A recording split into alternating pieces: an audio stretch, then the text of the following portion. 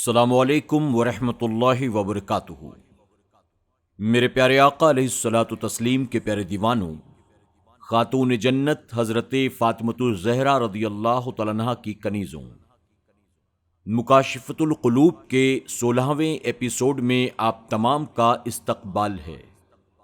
آگے بڑھنے سے پہلے میں گزارش کروں گا ان تمام حضرات سے جو ابھی ہمارے اس درس میں جڑے ہیں، اگر انہوں نے اب تک SDI آڈیو چینل کو سبسکرائب نہیں کیا تو ابھی سبسکرائب کر لیں، اور آئندہ آنے والی تمام اپڈیٹس کے لیے، نئے ایپیسوڈز کی نوٹیفیکیشن کے لیے اور SDI چینل پر آنے والے نئے پروگرامز کے لیے آپ بیل آئیکن پر کلک کرنا نہ بھولیں۔ کمنٹ بھی کریں، لائک بھی کریں، اور اسے زیادہ سے زیادہ شیئر کر کے اس نیک کام کا آپ بھی حصہ بننے کی کوشش کریں۔ الصلاۃ والسلام علیک یا رسول اللہ، الصلاۃ والسلام علیک یا حبیب اللہ، الصلاۃ والسلام علیک یا نبی اللہ، وَعَلَىٰ آلِكَ وَأَصْحَابِكَ یا نور اللہ صلی اللہ تعالی علیہ وسلم۔ میرے پیارے آقا علیہ الصلاۃ والتسلیم کے پیارے دیوانوں، خاتون جنت حضرت فاطمۃ الزہرا رضی اللہ تعالیٰ عنہا کی کنیزوں، پچھلے ایپیسوڈ سے ہم نے 14ویں باب کا آغاز کیا جو نماز میں خشوع اور خضوع کے تعلق سے ہے۔ آئیے اب آگے سماعت کرتے ہیں۔ حضرت بکر بن عبداللہ رحمۃ اللہ تعالی علیہ کا قول ہے، اے انسان، اگر تو اپنے مالک کے حضور بغیر اجازت کے اور بغیر کسی ترجمان کے گفتگو کرنا چاہتا ہے تو اس کے دربار میں داخل ہو جا۔ پوچھا گیا، یہ کیسے ہوگا؟ انہوں نے جواب دیا، وضو کو مکمل کر لے، پھر مسجد میں چلا جا۔ اب تو اللہ کے دربار میں آ گیا، اب بغیر کسی ترجمان کے گفتگو کر۔ حضرت عائشہ صدیقہ رضی اللہ تعالیٰ عنہا کا ارشاد ہے، ہم اور حضور اکرم صلی اللہ علیہ وسلم آپس میں باتیں کرتے تھے۔ جب نماز کا وقت آ جاتا تو اللہ تعالیٰ کی عظمت کی وجہ سے ہم ایسے ہو جاتے جیسے ایک دوسرے کو پہچانتے بھی نہیں۔ فرمان نبوی صلی اللہ علیہ وسلم ہے، اللہ تعالیٰ اس نماز کی طرف نہیں دیکھتا جس میں انسان کا دل اس کے بدن کے ساتھ عبادت میں شامل نہیں ہوتا۔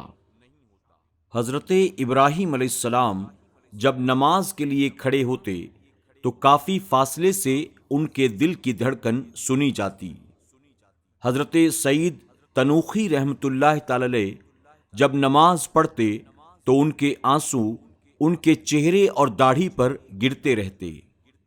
حضور اکرم صلی اللہ علیہ وسلم نے ایک آدمی کو دیکھا، وہ نماز کی حالت میں اپنی داڑھی سے کھیل رہا تھا۔ آپ نے فرمایا، اگر اس کے دل میں خشوع ہوتا تو اس کے اعضاء پرسکون ہوتے۔ حضرت علی رضی اللہ تعالیٰ عنہ کی نماز۔ جب نماز کا وقت آتا تو حضرت علی رضی اللہ تعالیٰ عنہ کے چہرے کا رنگ بدل جاتا اور آپ پر کپ کپی طاری ہو جاتی۔ پوچھا گیا، اے امیر المومنین، آپ کو کیا ہو گیا ہے؟ تو آپ نے فرمایا، اللہ تعالیٰ کی اس امانت کی ادائیگی کا وقت آ گیا جسے اللہ تعالیٰ نے آسمان و زمین اور پہاڑوں پر پیش کیا تھا، مگر انہوں نے معذوری ظاہر کر دی تھی اور میں نے اسے اٹھا لیا۔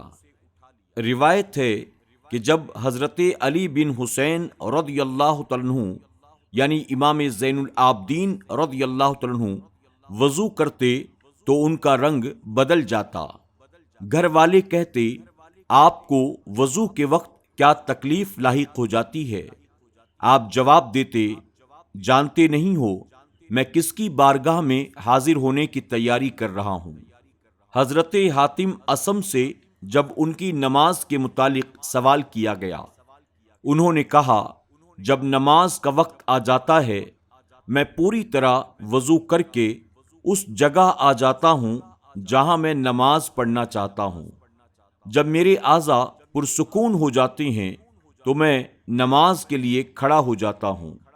اس وقت کعبہ کو اپنے سامنے، پلسرات کو قدموں کے نیچے، جنت کو دائیں، دوزخ کو بائیں اور ملک الموت کو پیچھے، اور اس نماز کو آخری نماز سمجھ کر خوف و امید کے درمیان کھڑا ہو جاتا ہوں۔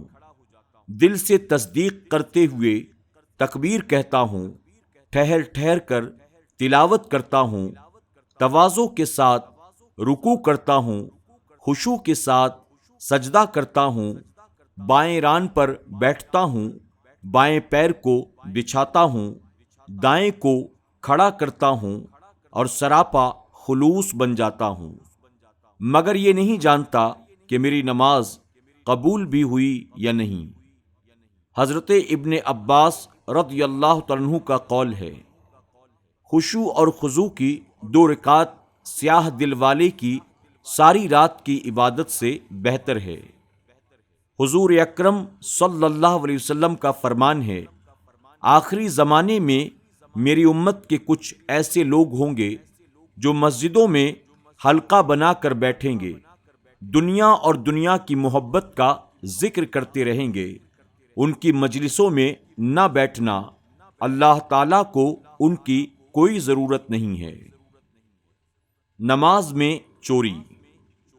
حضرت حسن رضی اللہ عنہ کہتے ہیں، نبی کریم صلی اللہ علیہ وسلم نے ارشاد فرمایا، کیا میں تمہیں بدترین چور نہ بتاؤں؟ صحابہ کرام رضوان اللہ تعالی علیہم اجمعین نے عرض کیا، حضور وہ کون ہے؟ آپ نے فرمایا، وہ نماز چرانے والا ہے۔ عرض کیا گیا، حضور نماز میں چوری کیسے ہوتی ہے؟ آپ نے فرمایا، وہ رکوع اور سجدہ صحیح طور پر نہیں کریں گے۔ فرمان نبوی صلی اللہ علیہ وسلم ہے کہ قیامت کے دن سب سے پہلے نماز کے متعلق پوچھا جائے گا۔ اگر نمازیں پوری ہوں گی تو حساب آسان ہو جائے گا، اگر نمازیں کچھ کم ہوں گی تو اللہ تعالی فرشتوں سے فرمائے گا، اگر میرے بندے کے کچھ نوافل ہوں تو ان سے ان نمازوں کو پورا کر دو۔ حضور اکرم صلی اللہ علیہ وسلم کا فرمان ہے، بندے کے لیے 2 رکعت نماز پڑھنے کی توفیق سے بہتر اور کوئی انعام نہیں ہو سکتا ہے۔ حضرت عمر فاروق اعظم رضی اللہ عنہ جب نماز پڑھنے کا ارادہ کرتے تو آپ کا جسم کانپنے لگتا اور دانت بجنے لگتے۔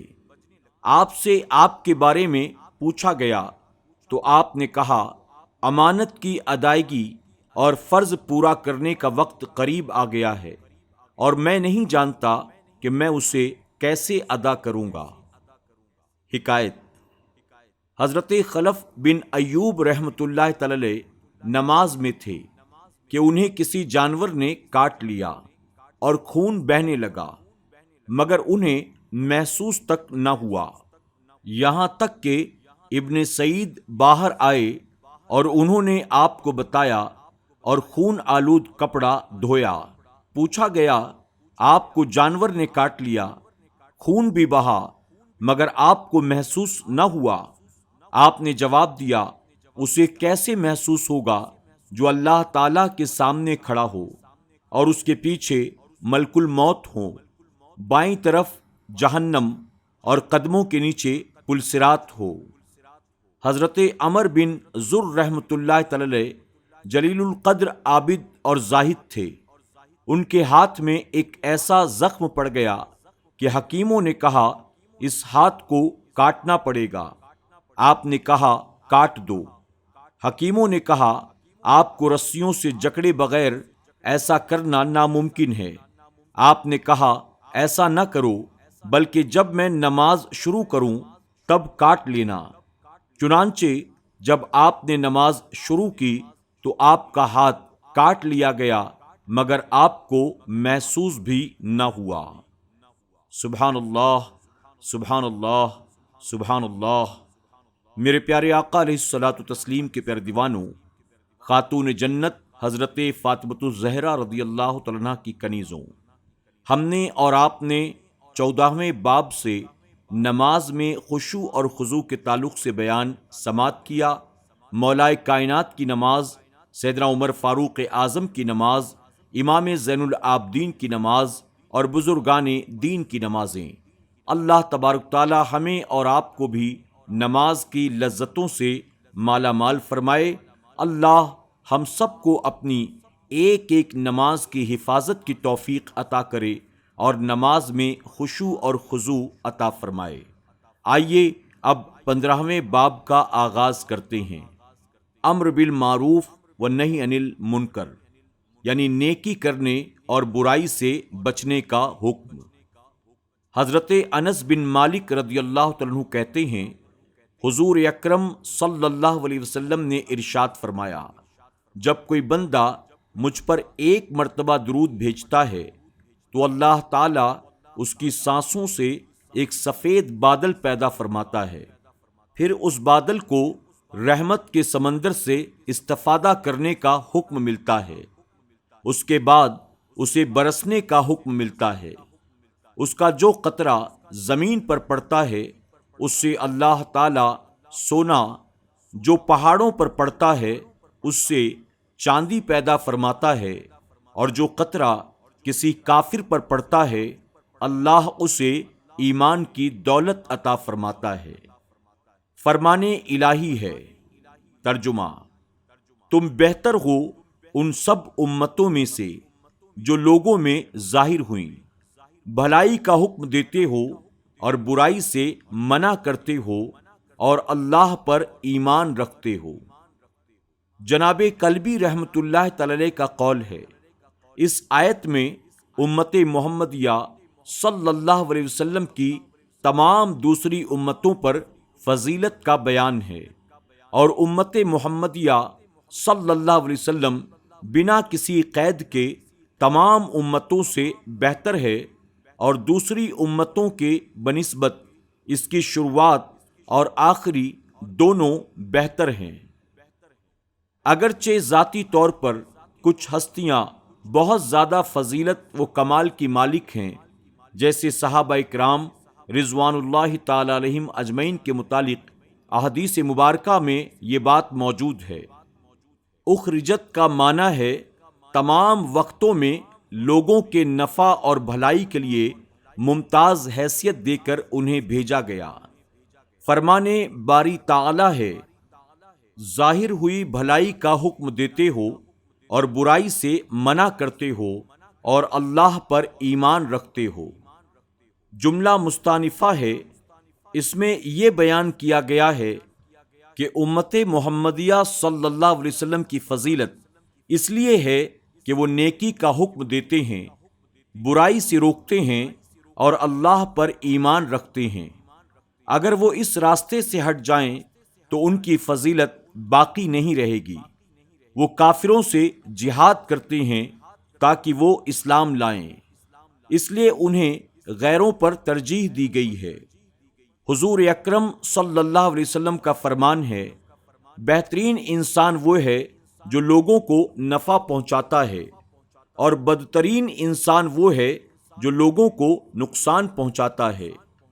وہ اللہ کی توحید یعنی ایک ہونے کی تصدیق کرتے ہیں، اس پر ثابت قدم رہتے ہیں، اور محمد صلی اللہ علیہ وسلم کی نبوت کا اقرار کرتے ہیں، کیونکہ جس نے حضور اکرم صلی اللہ علیہ وسلم کی نبوت کو نہ مانا اس نے اللہ تعالی کو نہ مانا۔ میرے پیارے آقا علیہ الصلوۃ والتسلیم کے پیارے دیوانوں، خاتون جنت حضرت فاطمۃ الزہرا رضی اللہ تعالیٰ عنہا کی کنیزوں، آج کے درس میں ہم نے اور آپ نے نماز میں خشوع اور خضوع کے تعلق سے، اور ساتھ ہی ہم نے 15ویں باب سے نیکی کی دعوت اور برائی سے روکنے کے تعلق سے کچھ باتیں سماعت کی۔